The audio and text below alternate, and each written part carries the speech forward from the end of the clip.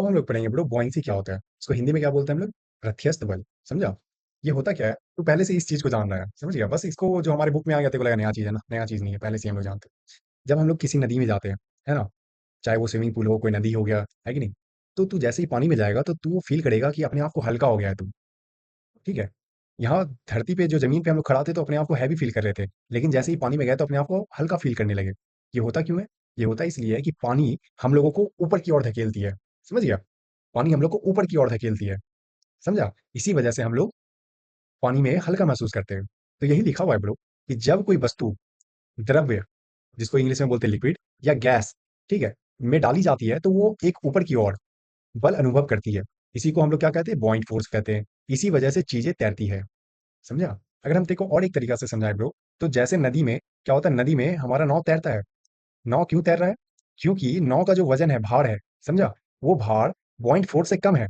Wait जो है, वो बुओइंट फ़ोर्स से कम है, इसलिए वो तैर पा रहा है। कहने का मतलब ये है, पानी जो बल लगा रहा है, ऊपर धकेल रहा है, वो ज़्यादा है नाव के भार से, वेट से, इसलिए वो ऊपर तैर रहा है।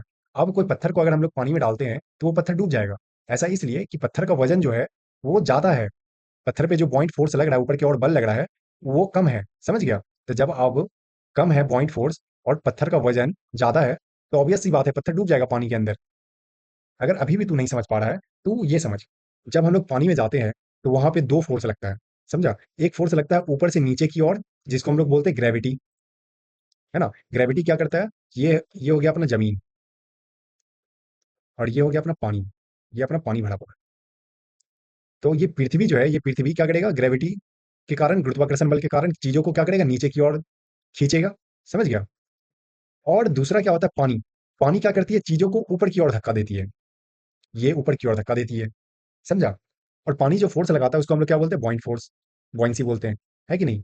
और तेरे को ये भी पता है, किसी भी वस्तु को वेट जो होता है, वजन जो होता है, वो ग्रेविटी के कारण होता है, गुरुत्वाकर्षण के कारण होता है।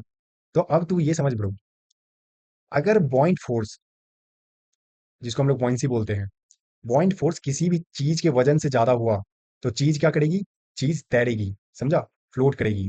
दूसरा, अगर बॉइंट फोर्स किसी के वजन से कम होगा, तो वो क्या करेगा? वो डूब जाएगा, सिंक कर जाएगा, समझ गया?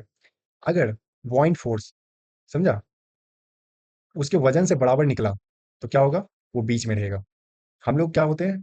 हम लोग पानी के बहुत ऊपर ही नहीं रहते हैं, और हम लोग पानी के एकदम नीचे भी नहीं रहते हैं, समझ गया? हम लोग बीच में रहते हैं, क्योंकि हमारा जो बॉइंट फोर्स होता है और वेट होता है वो बराबर होता है लगभग।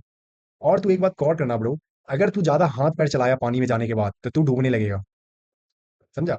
इसीलिए कहा जाता है, अगर आप डूब रहे हो तो अपना हाथ पैर मत चलाओ, एकदम छटपटाओ मत, अपने आप को शांत छोड़ दो।